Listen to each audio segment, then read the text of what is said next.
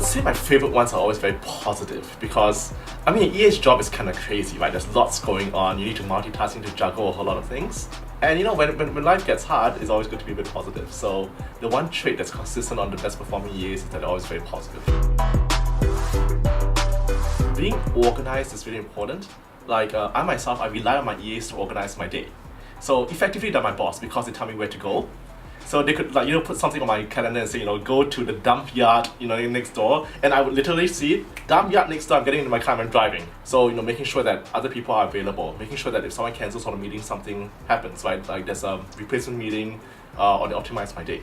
So the ability to be on top of things, the ability to really micromanage is actually very important. The EA sort of forms the soul of the team, the heartbeat of the team. And so for that, you want a lot of the team building skills. So, you know, are you able to, you know, organize happy hours? Are you able to, you know, find a good retreat for your team? Another thing I think that EAs should really have is a good network. And so EAs, they tend to have good networks with suppliers, right? So people who get, you know, like my EA knew where to get the best Wagyu beef. So it's just about building that network of support that you need, you know, within the context of your job. So you need to think a bit about what someone's preferences are, right? Does a person like driving? Does a person like public transport? So just having the empathy and the ability to understand the person you're working with. I mean, I think EAs, they number one, need a lot of experience organizationally. So you can't be an EA in a bubble.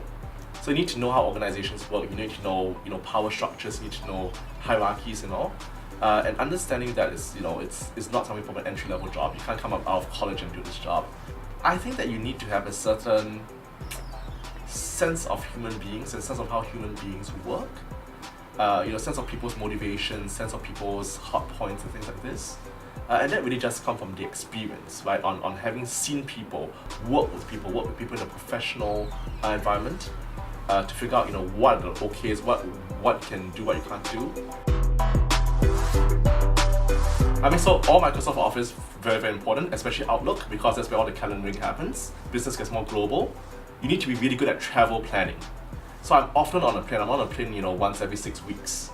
You know, I've turned up at a hotel at 3 in the morning once, and my EA had called the hotel to tell them that my flight was delayed, and I'll be checking in late, and I wanted a certain thing in my room by the time I got there. And it was perfect. And I think that, you know, at a strategic level, an EA is not a secretary. That's actually very important to understand. Although I do acknowledge that some companies overload the EA. So you could be an EA and an office manager at the same time. Or you could be an EA and someone who does, you know, contract work at the same time. So for the pure EA job, you don't really have to understand finance that well. You have a budget to manage and all, but that's, you know, kind of like just managing your own grocery budget. But if it goes beyond that, if there's a dual role, then we need to be clear about what that dual role is. I think you're talking about two different things. There's trust and there's chemistry, and they're two separate things. So trust in particular is not trustworthiness in terms of character and integrity, which is important in any job, in any function, but trust really means, you know, can I trust that she's organized and that she's one step ahead of me in terms of having my day organized or planning things. So do I trust in her planning capability? That's the trust part. The next part that you're talking about is just chemistry, right? Like, do you get along with the person or not? Every exec has a different personality, you know, different strokes for different folks. So, but I think chemistry, as humans, right, we get a sense of that, you know, from the first even 5 minutes of interaction. I mean, I've known very, very many EAs who do super and save the day, right? They make things happen. So, you know, if I'm missing a jacket or something like that, I'm sure they'll make a jacket appear out of nowhere. While most EAs can make things happen, they have the personality to do so and the drive to do so. The best EAs don't quite need to swoop in to save the day because they've already planned ahead. And that comes back to that central theme of planning. So without an EA, so the one thing that comes to mind is that I would die of thirst. So I drink a lot of water. I drink water during meetings. I chug a bottle in between meetings, and my EA really helps me stay hydrated. So, you know, in every meeting I'm at, there's always a bottle of water. In between meetings, she can hand me a bottle of water. She stocks my office with water, and so I think that without my EA, I would die of thirst. You know, I'd be just missing meetings. My day would be chaos. Right? It would be like a delayed meeting after a delayed meeting after a delayed meeting. I'll be backed up so much. So yeah, it's the EAs just really do keep me on track. They do really help me. They help me give my best to the company. and it helped me focus on giving my best to the company and not have to worry about everything else.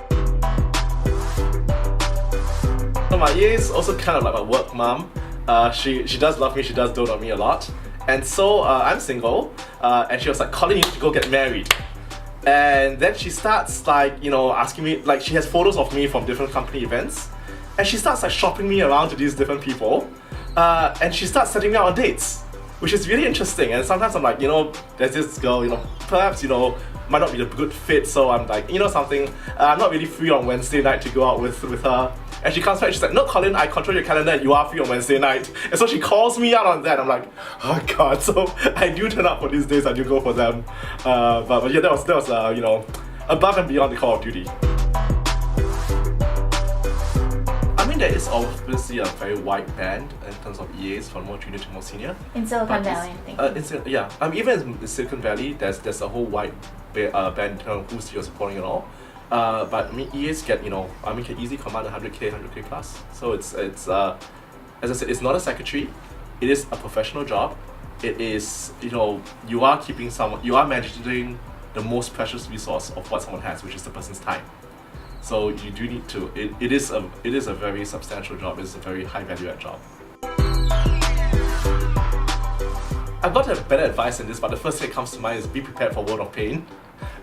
I mean, it is a lot of work, right? There's a lot to do, and a lot of execs, they aren't, they're all over the place, right? They just lead a very full life. So you have to keep up with that full life. So there's a bit, be prepared for the pain. But more importantly, I think that, the best advice I can give is have the right heart. If you get fulfillment through serving people, if you get fulfillment through making other people successful, that's a very, very, that's a sign that you could be a very good EA, because that's really the role. It's really to make other people successful. It's really to support people. And if you get fulfillment out of making other people's lives better, that's a great, great fit.